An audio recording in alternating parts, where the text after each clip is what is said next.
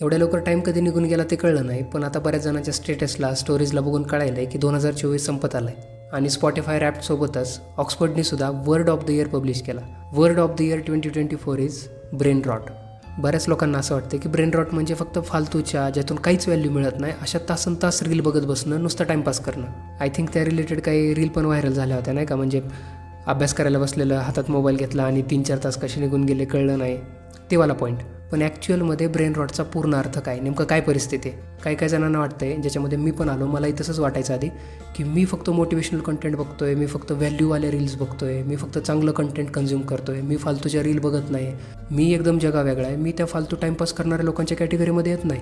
ठीक आहे, तू फक्त मोटिवेशनल कंटेंट बघतो आहे, व्हॅल्यू प्रोव्हाइड करणारं कंटेंट कन्झ्युम करतो आहे.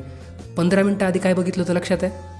ही व्हिडिओ बघितल्यानंतर पुढचा एक दिवस जरा स्वतःला ऑब्झर्व करून बघा. ही स्क्रोल करत बसायची, कंटेंट कन्झ्युम करायची, इंस्टाग्राम वापरायची एवढी सवय लागली की कंटाळा आल्यानंतर आपण इंस्टाग्राम बंद करतो आहे आणि नकळत पुन्हा लगेच डबल इंस्टाग्रामच उघडतो आहे.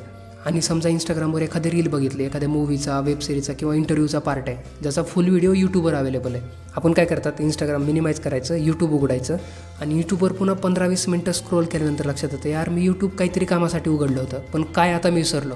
आणि इन्स्टावर वापस गेलं, ती रील बघितली की पुन्हा लक्षात येतं, यार याचा एक पार्ट बघायचा होता मला. दिस इज ब्रेन रॉट. ह्याच्यामुळं पूर्ण 2-3 जनरेशनची वाट लागली.